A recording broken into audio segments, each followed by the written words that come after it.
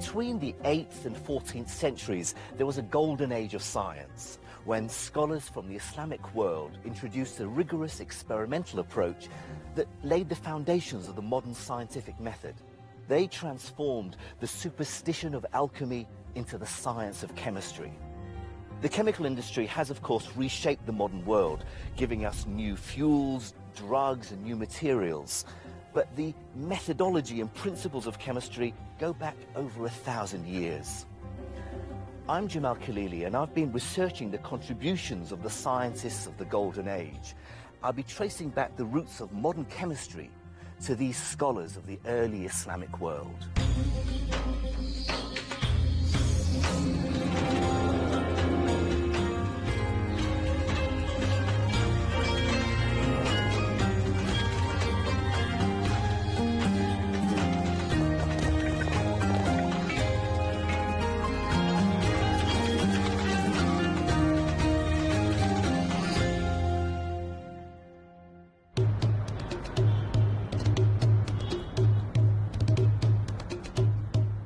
This is Doha, the capital of Qatar.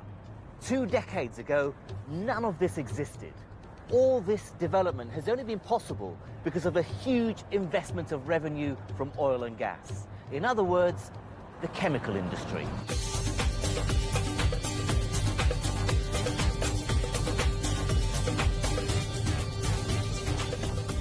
Oil is responsible for much that we take for granted in daily life. From fuels to plastics to medicines, even the tarmac road I'm driving on. The chemical plant over there is processing the gas and crude oil that exists in such abundance in the Middle East. Oil in its raw state is a mixture of many different chemicals, and these are separated out through a process called fractional distillation. The crude oil is heated until it becomes a vapor. The vapor rises up the distillation tower and separates into its different components as it cools. The fractionating tower in a modern oil refinery is a high-tech version of a piece of apparatus called an alembic, used by the Golden Age scientists as a distillation tool over 1,000 years ago. One early pioneer of distillation was the 9th century physician and chemist Arazi. Amongst his many writings are the earliest known accounts of using distillation to produce substances like kerosene, sulfuric acid, and pure alcohol. This wasn't for drinking, but for use as a medical disinfectant.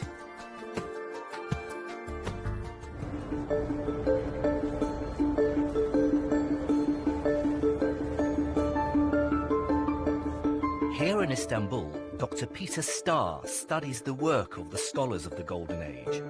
He's brought with him an alembic, or still, to show me how the early chemists used it for distillation. This one is made of copper.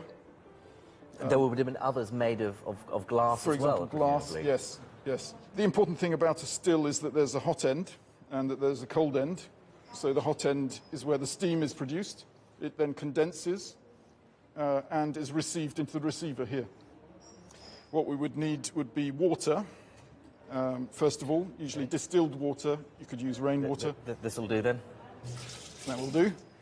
And then we'll need whatever we're going to distill. For example, if we want perfume, roses would be excellent. Yeah. Rose petals. Yeah. I'm sure the restaurant won't mind. I hope not. And so the water with the rose petals will be heated up here.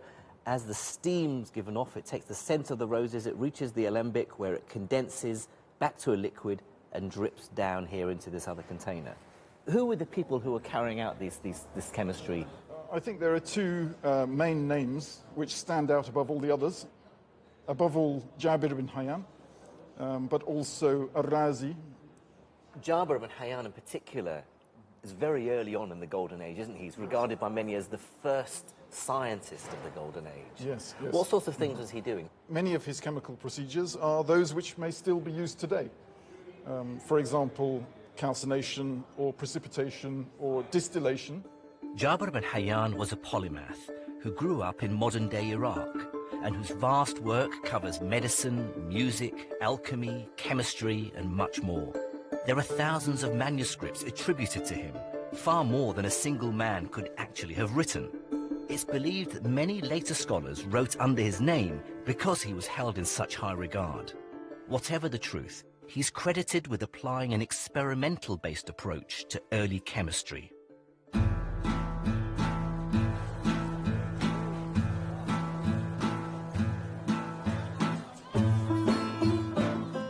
The scholars of the Golden Age began applying the scientific method to chemistry, by which I mean they were conducting experiments in a way that was a big leap from the pure philosophical thinking of the ancient Greeks. But to conduct careful experiments, they needed apparatus, much of which hadn't even been invented at the time. And for chemistry in particular, they needed to hone their skills at glass blowing and glass making. And so I'm going to meet a man who's going to show me just how difficult or easy it is to actually carry out that skill. Assalamu alaikum. ما شاء الله. عايزك تصنع لي آلة كيميائية اسمها الإمبيق اللي كانت تستعمل لتقطير العطور. فإذا أرسم لك صورة ممكن نشوف شكلها.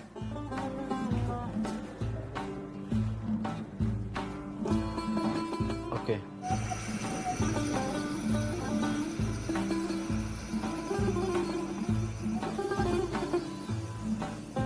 انت عندك فكرة يعني من اي عصر او قرن بدت صناعة هالآلات بالزجاج؟ والله الازاز عموما انا اعرف انه يرجع للفراعنة. يعني آلاف السنين. انما التكنيك نفسه بتاع المهنة أنا ما أقدرش.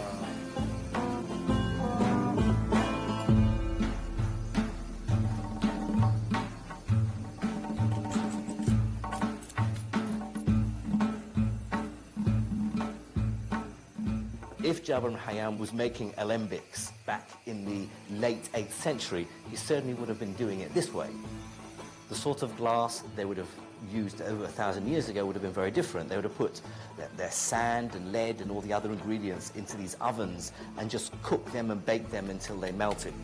So although they did have glass blowing to shape the molten glass, they didn't have something with such a high temperature like this jet of gas here.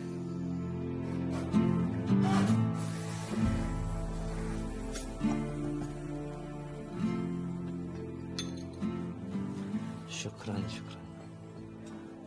Wow, that's pretty remarkable. My own alembic.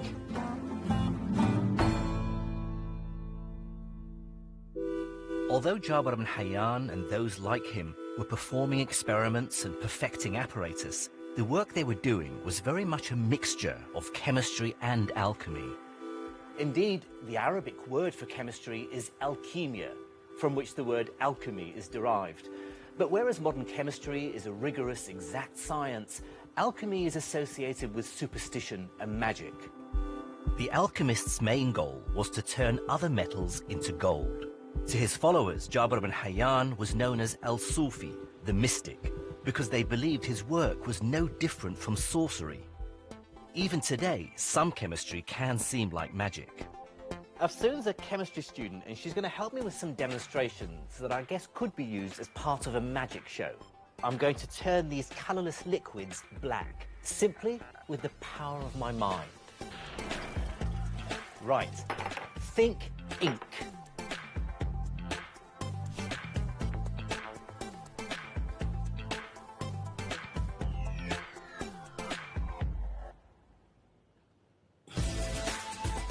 How about that? I need to mix these two chemicals together. Okay. But first of all, we have to turn off the light. Here we go. Oh, wow.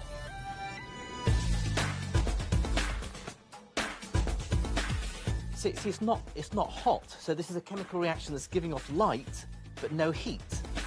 And for our final trick... Can you step back? Yeah. Thank you.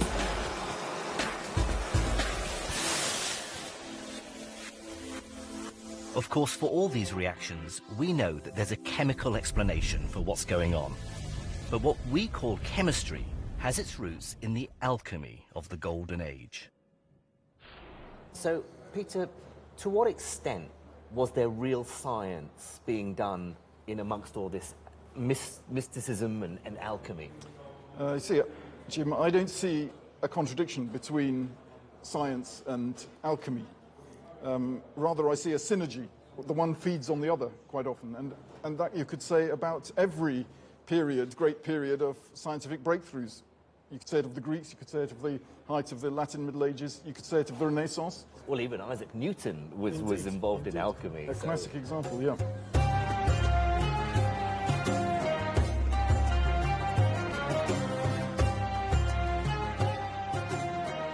The early alchemists were obsessed with turning common, less valuable metals into precious gold.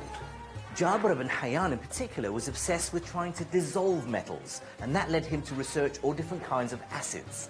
But gold is notoriously difficult to dissolve, so I'm going to buy a small amount of it and see if it's possible. أريد أشتري منك كمية قليلة من الذهب حتى أصنع تجربة. ممكن نعطيك قطعات زي كذا. عندنا ديزاينات زي. التجربة العلمية اللي لازم أسويها حول حل الذهب في سائل كيميائي. هذا شيء صعب مو؟ شيء صعب انك تسيله سائل كيميائي، هو عبارة صهره يكون بالنار بدرجات حرارة عالية يعني. صح. يعني اما بالنسبة للسائل الكيميائي شيء جديد يعني. وشيء بيكون طيب يعني في هذا المجال اذا كان في واحد عالم من عمر العصر الخلفاء جابر بن حيان كيميائي حاول ان يحل الذهب. اوكي اشتريها. بما انك عميل نسوي لك هاي ديسكاونت لانه هاي بنشوف التجربه ان شاء الله. التجربه العلميه. شكرا جزيلا. خبرنا احنا على التجربه ان شاء الله مشان نستفيد ان شاء الله منها. ان شاء الله. Guiding me through my experiment to dissolve gold is Professor Hal Sosabowski. Right then, Hal, I need your chemistry expertise here. I've got this gold coin, and I wonder, is it possible to dissolve gold? Very, very difficult, Jim. Gold, like all noble metals, is relatively unreactive, but particularly unreactive towards acids. There's only one acid that can really do the job, which is this one, aqua regia, which means kingly water. And it's called kingly water because it's the only thing which dissolves gold. It's believed that Jabir ibn Hayyan first distilled it, and it's a mixture actually of two acids. It's nitric acid and hydrochloric acid. Yes, and it's exceptionally corrosive and exceptionally reactive. It sounds nasty. It's very, very nasty. It's vicious. So, can you demonstrate it for me? Let's see if it works. So we're going to pour it into the beaker. I'm going to save your beautiful gold coin, since you've travelled so far with it, and use this rather more expendable piece of zinc. So off it goes. You can see it's bubbling away. Now, the gold probably wouldn't react as fast as that, but certainly would dissolve away. And why would people want to do this? Why would they want to dissolve metals like gold? Because you can purify it, or you can refine your gold by dissolving it and then reprecipitating the metal out. And although the fumes are still coming up, I think that lump of zinc has been dissolved entirely in the liquid. We did leave a small piece of gold in aqua regia, although this takes a lot longer to react. But over an hour, the gold gradually dissolves.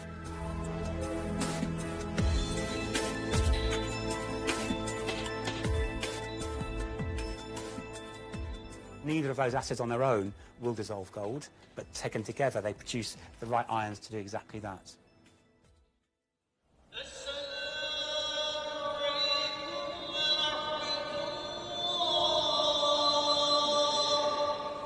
But early chemistry wasn't only about alchemy. There was a practical side to it as well. And many developments in chemistry were driven by Islam. Cleanliness was a religious requirement in Islam. For example, the washing of the hands, face and feet before prayer. And this requirement for cleanliness quickly led to the development of whole industries. For example, the development of soap. The first solid bars of soap were found and manufactured in the Islamic world.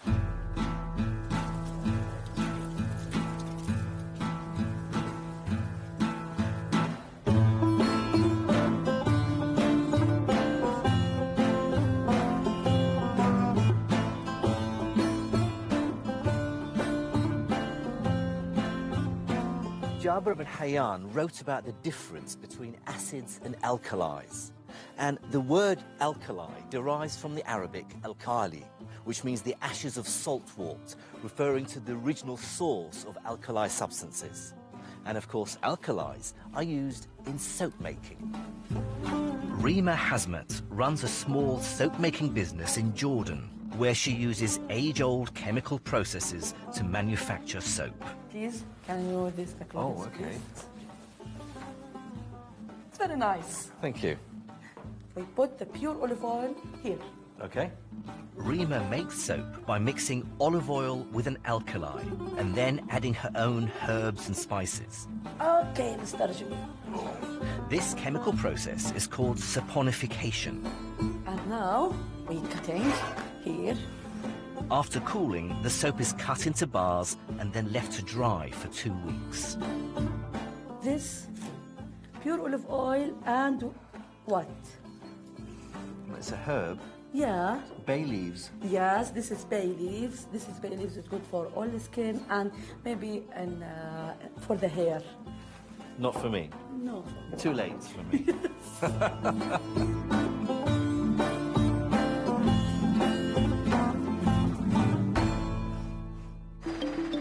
During the Golden Age, soap making was commercialized, and the process started to be developed on an industrial scale. Today, a bar of soap that Rima makes in 2 weeks can be produced in an industrial soap factory in just a few hours. This soap factory is in Leeds in the United Kingdom, and Jamie Bentley is in charge of the plant. Soap has principally been made in the same way for centuries, a mixture of oil and alkali. We've been making soap here for 150 years, and one of our key ingredients is in this big bulk tank. That's 100 tons of caustic soda, the alkali, to react with the oil. On this site, they produce about 30 tons of soap per day, around 100,000 tons a year. Industrialized soap making on this grand scale needs chemistry on a grand scale too. And the critical factor is controlling the chemical reaction, mixing carefully measured quantities in temperature-controlled reactors. So in this reactor, we've got palm kernel oil, which is already in. We're adding the coconut oil, which is the part of the soap that actually creates the foam. After that, we're adding caustic soda.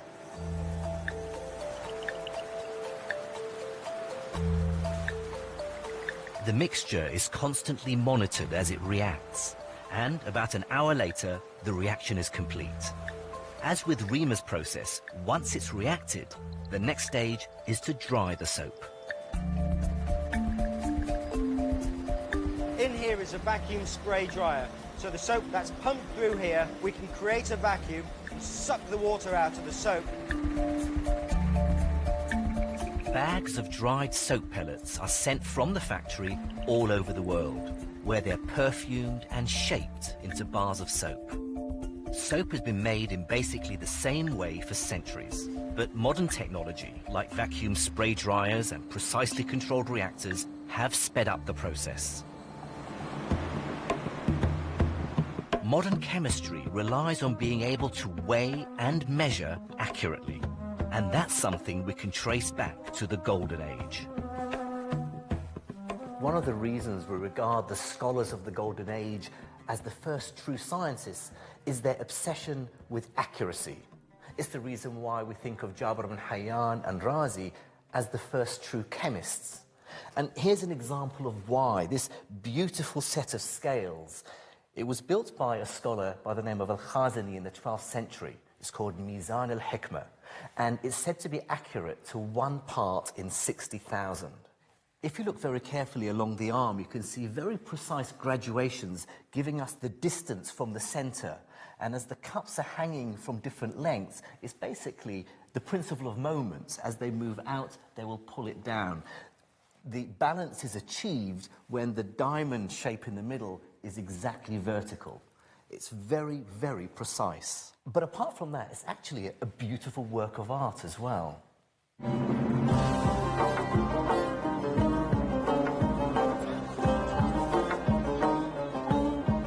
accurate weighing and measurement allowed early chemists like Jabir ibn Hayyan to be more rigorous in their experiments and their approach to all aspects of chemistry. And this included the way he looked at materials, grouping and categorizing them. Categorizing substances enables us to navigate our way around the scientific world. Just like in this bazaar, over here I'd find carpets. Over here, lights. And after the lights, textiles. And over here, ceramics. What Jabir ibn Hayyan did that was different was categorize substances not according to arbitrary factors, but according to the way they behaved in experiments. This was a huge change on what had come before. Back in the lab, I wanted to find out what Hal, as a modern chemist, thought of Jabir's early attempts at categorizing. And I wanted to show you this extract from a manuscript of his. So this is translated from Arabic into Latin into English. It says here, among all bodies of whatsoever kind, we find sol, which is gold, not to be burned by sulfur. So it's the least reactive with sulfur. Sure. The next to this least burned is Jupiter, which is tin, then Luna, which is silver, and he goes on. And so he ends with, and Mars, which is iron, by reason of the oleaginy of sulfur, is most easily burned. It's all very obscure. In fact, the word gibberish actually comes from Jabir's name. If you write something too obscurely, it's gibberish. Sure. It's like Jabir. But what he has here seems to me the beginnings of the reactivity series for metals, listing them in order of how easily they react with sulfur. Yes. How correct was this? Well, there was a couple of little inaccuracies in it, but he was way ahead of his time because showing reactivities with sulfur is often quite difficult. So what I thought we'd do is we're going to compare and contrast the reactivities of certain metals with water. Iron, for example, which he mentions, we all know that iron rusts. So that's a slow reaction, but we're going to compare and contrast a triumvirate of metals and see how fast they react. And they are potassium, sodium, and copper. I thought we'd start with the most reactive. This is potassium, and it's very soft and malleable, and you can easily cut it with a knife. So 3, 2, 1, in it goes. And off it goes. Oh, a lovely very impressive. lilac flame that's being formed, and it's popping around because it's producing hydrogen. Oh. And we're going to move on to our next metal, sodium. Sodium chloride is common salt, but sodium has got very, very different properties. It's, again, a metal you can cut with a knife. 3, 2, 1, and it goes. And it's buzzing around. And, oh, isn't that pretty? It's probably going to melt because of the heat of the reaction. Just you can hear it. It's hissing away, yeah? It sounds like a wasp in a bottle. So it's lasting longer in the water. It's not reacting so quickly. And by way of comparison, just to eliminate all the variables, this is copper. And we don't need that. No, we don't need this because the copper will do absolutely nothing. It's very unreactive, and that's why the coins in your pocket don't catch fire if you put them in the washing machine. The washing machine, get them wet.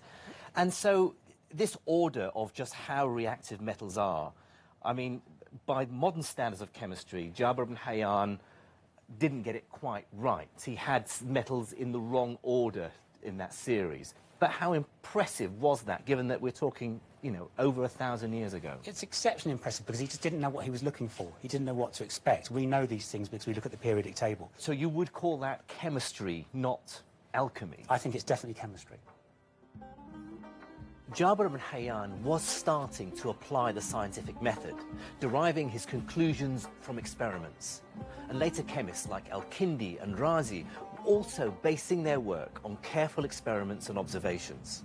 And the way we do chemistry today, organizing and ordering the elements and looking for trends in their properties, well, just like the reactivity series, that's what Jabir first started to do. Next time, we travel to some of the most cutting-edge medical facilities in the Middle East today. The original human genome was sequenced in 10 years. Now we can sequence the human genome within 6 to 10 days. We look back at how one scholar from the Golden Age challenged accepted ideas to explain the human heart. This is the pulmonary circulation. That is the discovery. It's now obvious, but it wasn't then. and see how texts from the Islamic world were so influential in medical science across the globe for centuries. Science tends to be a good subject to bring different people from all over the world together.